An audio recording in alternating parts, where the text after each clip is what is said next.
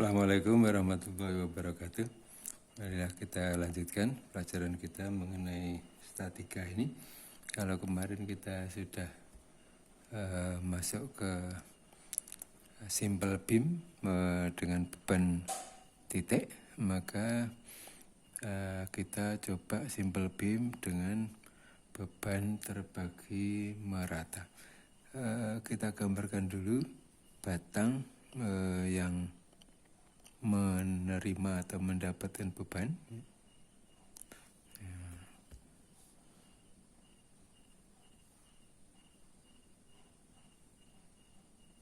Nah, ini jadi di sebelah kiri seperti biasa kita buat tumpuan jepit, tumpuan sendi ya. Ini adalah titik A. Kemudian di ujung yang kanan adalah titik B, dan ini tumpuannya adalah roll. Ya. Nah, muatan terbagi merata digambarkan seperti berikut. Jadi ada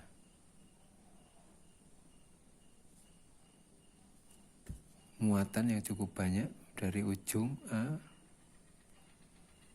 ke ujung B ya. Jadi sebagai contoh misalnya ini adalah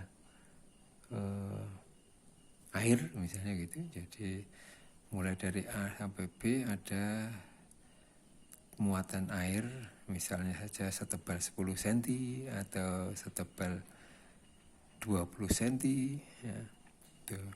Atau bukan air tapi bisa juga kayu ya, yang entah potongan-potongan ya, sepanjang AB ya, sepanjang AB cukup banyak merata ya.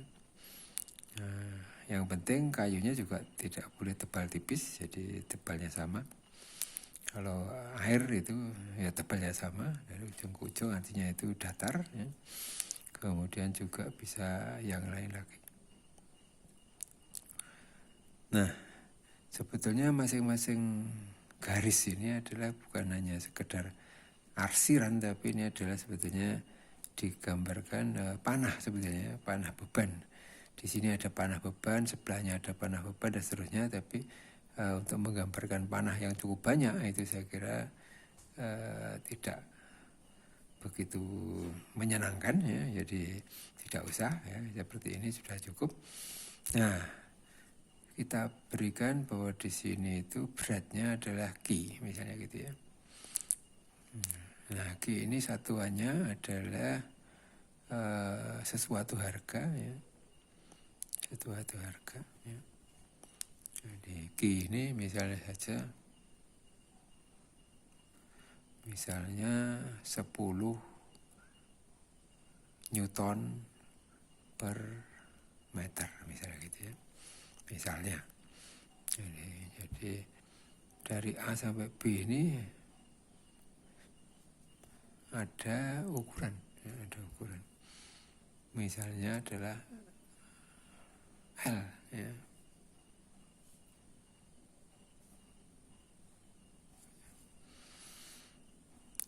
Nah, maka berat seluruhnya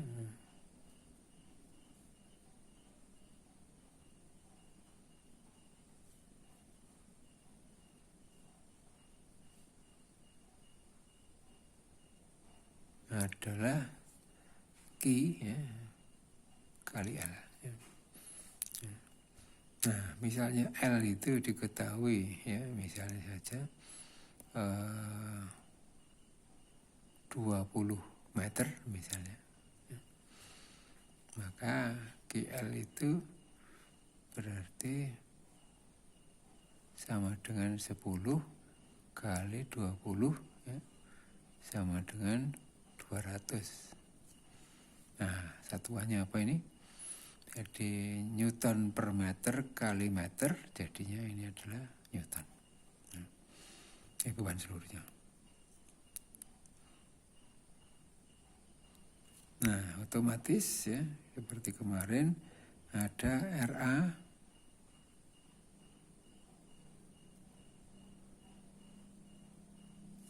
dan ada RB. Nah, reaksi ya, sama dengan aksi, mungkin masih ingat ya. Jadi jumlah reaksi di A dan di B menjadi RA plus RB itu harus sama dengan aksinya. Nah, aksinya apa? Aksinya adalah beban. Ya. Dalam hal ini adalah QL. Ya. Jadi ini merupakan ketentuan juga ya, bahwa jumlah reaksi itu sama dengan jumlah aksi. Ya. Walaupun kebetulan aksinya hanya satu, tapi kita bisa juga menyebutnya secara umum bahwa beban tidak hanya selalu satu, jadi bisa saja kombinasi ya, tidak hanya satu. Nah ini. Nah, tentu saja tiap benda itu punya berat. Lalu ada juga titik berat. Ya, titik berat.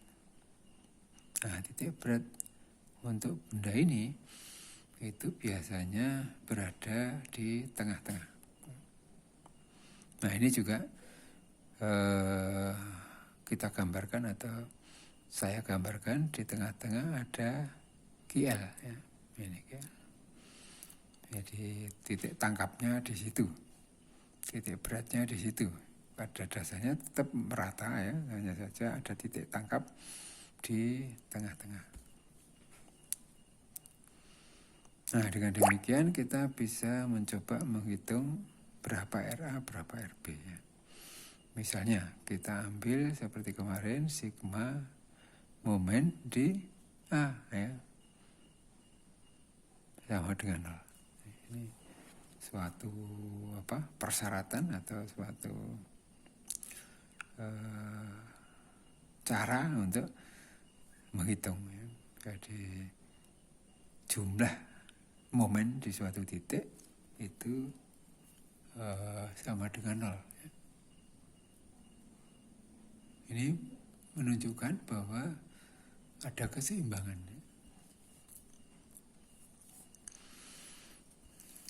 Nah, memang semua konstruksi itu harus dalam kondisi seimbang. Jadi dengan kondisi seimbang itu maka dia akan diam, ya, tidak kemana-mana atau tidak pergi kemana. Nah, dengan sigma momen di A sama dengan 0, maka kita seakan-akan berada di titik A. Ingat kemarin ya, kalau untuk konstruksi sipil ini kebetulan berbau sipil ya, karena panjangnya sampai 20 meter ya. Nah, di teknik mesin juga ada ya.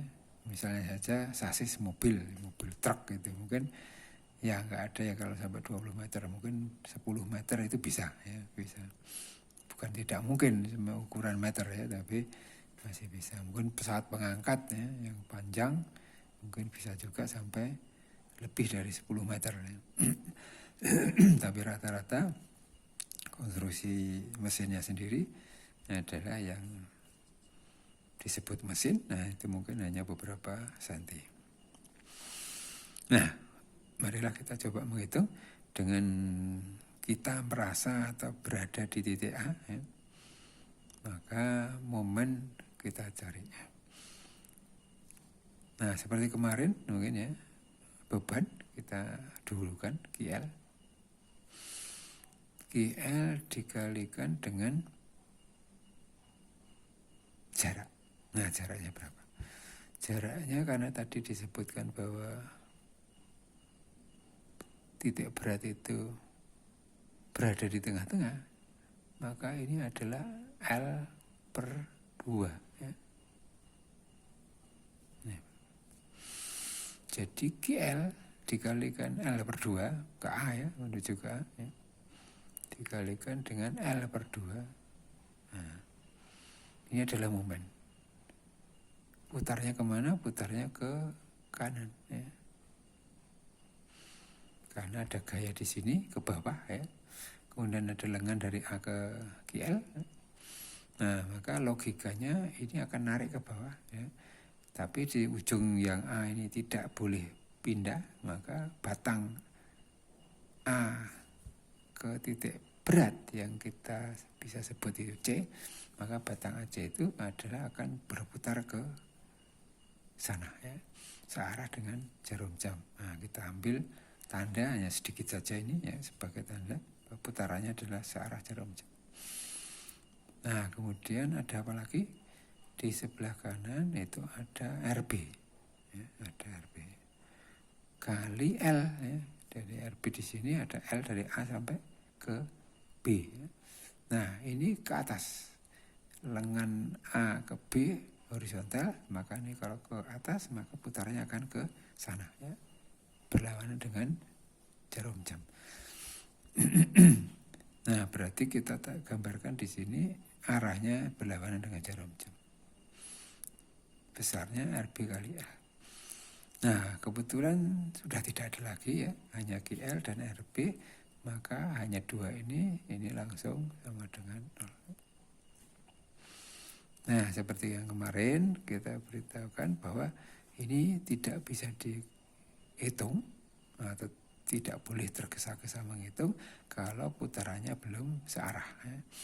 Nah, misalnya saja yang ini kita pertahankan tetap, ya, kita sederhanakan menjadi GL kuadrat per 2. Ya. Ini tetap arahnya tetap ke sana. Ya. Kemudian ditambah dengan minus ya. Sorry. Jadi ini kita rubah ya, tandanya supaya arahnya sekarang ke kanan sama. Ya. Perkaliannya tetap RB kali L ya, RBL. Ya.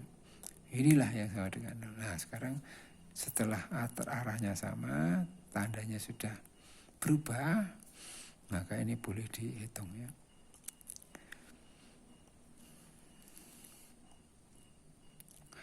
Nah, misalnya saja RB kita pindah ke sebelah kanan ya. GL kuadrat per 2 sama dengan ini RB sekarang pindah ke kanan, tandanya berubah lagi ya, dari negatif ke positif di sini. Jadi di sini ada RBL. Nah, biasanya yang dicari itu adalah RB ya. Nah, RB ya sama dengan GL kuadrat per 2, ada L di sini ya. L-nya kita taruh sini ya. Nah, otomatis ada sesuatu yang bisa kita sederhanakan ya. Ini kuadratnya kita coret, ini kita coret ya. Sehingga hasilnya adalah setengah ya, GL ya.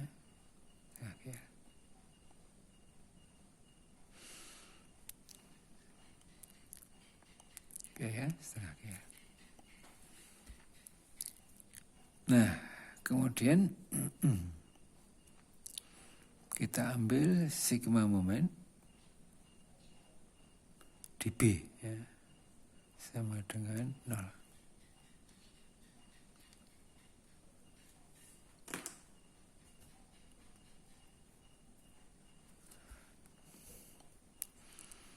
Dari B kita melihat apa? Kita melihat sebelah kiri. Ada apa? Ada RA ya, ada RA. Jaraknya berapa RA ke titik B? Sekarang kita berada di B ya. Nah, berada di B, lalu kita melihat ada RA di sana dikalikan dengan L ya. Putarannya adalah searah jarum jam. Nah, kok bisa searah jarum jam? Ya karena ini ada gaya RA, arahnya ke atas, ada lengan AB. Nah, ini logikanya adalah dia akan berputar ke sebelah sana atau searah dengan jarum jam. Kita beri tanda sedikit saja di atas, tidak usah sampai berputar ya. Kemudian ada apa lagi? Ada GL ya, ada GL. Ada GL. kalikan berapa? QL kita kalikan dengan lengannya. Ya. Lengannya adalah dari C ke B. Nah, seluruhnya ada L, dari A ke C adalah setengah L, maka sisanya juga sama, yaitu setengah L atau L per 2. Ya. Nah, maka QL ini juga dikalikan dengan L per 2. Ya. Gitu, ya. Putarannya kemana? Putarannya adalah ini, karena QL ke bawah, lengannya adalah CB, ya, maka logikanya dia akan berputar berlawanan jarum jam. Kita beri tanda. Nah, ya. Sudah tidak ada yang lain, maka ini sama dengan 0. Nah, seperti biasanya, dibiasakan, disamakan dulu putarannya. Jadi ini adalah RA, L putar ke kanan masih kita. Lalu ini adalah berubah. Ya. Ini adalah QL kuadrat per 2, putarannya ke kanan sekarang. Ya. Nah, karena tandanya sudah dirubah. Nah, ini sekarang kita lihat putarannya sudah sama, maka kita boleh menghitung. Ya. Nah, kita hitung sekalian, kita pindah ke sebelah kanan. Ya. QL kuadrat per 2 kita pindah ke sebelah kanan, tandanya jadi positif ya. Kemudian L di sini kita pindahkan ke sini. Nah, gitu. Jadi seperti yang tadi, ya, maka kita bisa menyederhanakan. Ini kita coret, ya. Ini kita coret. Ya. Hasilnya apa ini?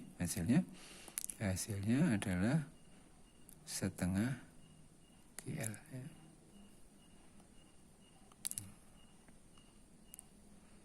Hingga di RA itu ada reaksi sebesar QL per 2, kemudian di RB atau di B ada RB yang besarnya juga QL per 2. Ya.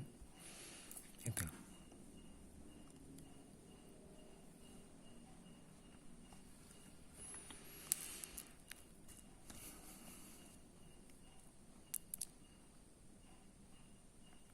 Nah, dari sini itu kita sudah bisa menggambarkan SFD. Ya. Nah, kita garis dulu ini untuk mempermudah. Ya.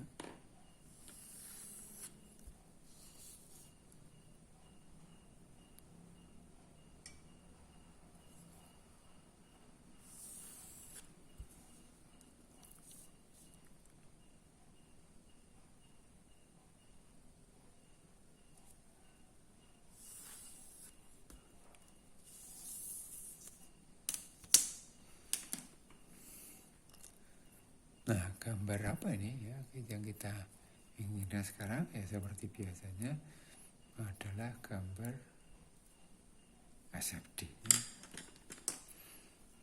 Nah, SFD itu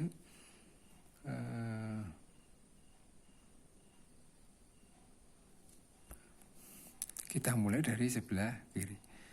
Ada apa di sebelah kiri? Di sebelah kiri ada RA. Ini RA. Nah, kemudian apa yang terjadi? Ya. Kalau kita bergeser ke sebelah kanan, ya. Kalau kita bergeser ke sebelah kanan, saya gambarkan dulu di sini, ya, supaya mudah membayangkan.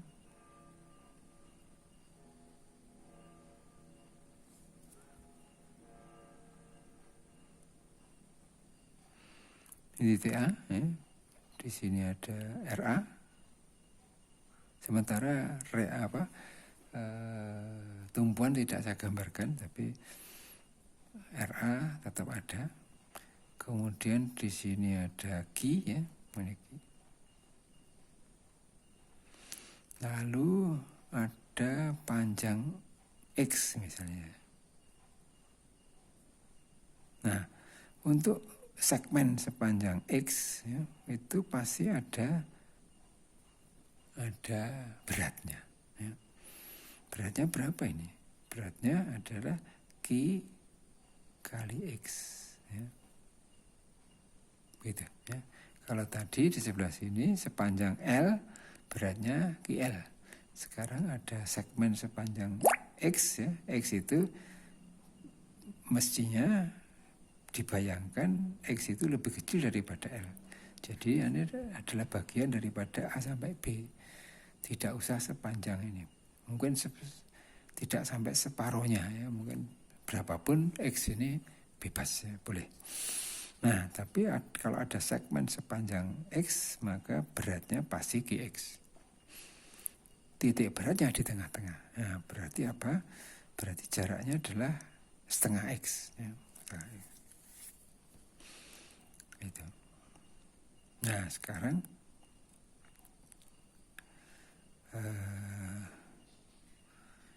kalau kita bergeser ya, dari A ke titik D, ya ini misalnya kita sebut dengan titik D. Ya.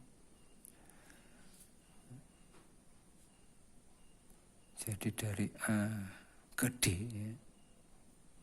Ini A, ini D. Ya. Di sebelah sini, ya, itu ada RA. Ya. Tapi kalau kita pindah ke D, ya, itu tidak seperti muatan titik yang kemarin konstan ya. Tapi sekarang ada segmen kecil ya, yang besarnya X itu atau jaraknya X atau panjangnya X ya. Maka di sini itu ada berat QX. Maka RA itu harus dikurangi dengan berat ini.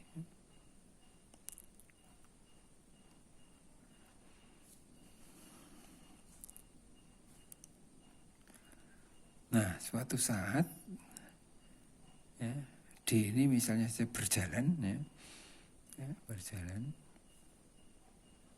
Ya, misalnya saja sampai di mana itu? Di C ya. C.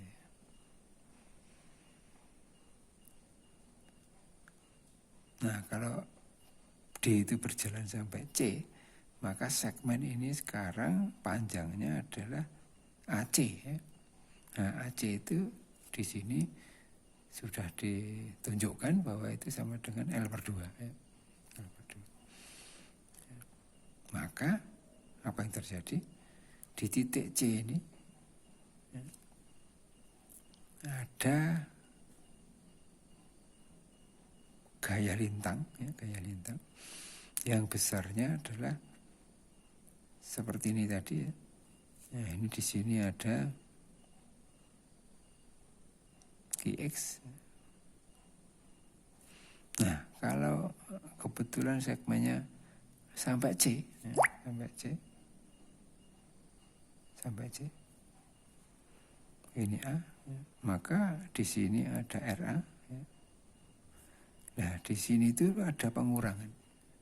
Pengurangannya sebesar apa? Sebesar Q kali setengah L ya ini. Jadi di sini ini ternyata ya, ada QL/2 ya. Gitu. Nah, maka di titik C itu SFD-nya gaya lintangnya 0 ya. Karena apa? Karena RA sendiri sudah QL/2 ya. Di C itu ada pengurangan itu ya. Maka gambarnya ya, ini dari sini dia menjadi miring ya, seperti ini dan sampai di sini seperti ini. Nah, kalau kita teruskan maka ini akan begini ya, maaf. Nah, gitu ya. Lalu di sini ada RB ya. Nah, besarnya RA adalah setengah QL, besarnya RB juga setengah QL. Jadi ini mestinya gambarnya simetris, panjang RA dengan panjang RB sama ya.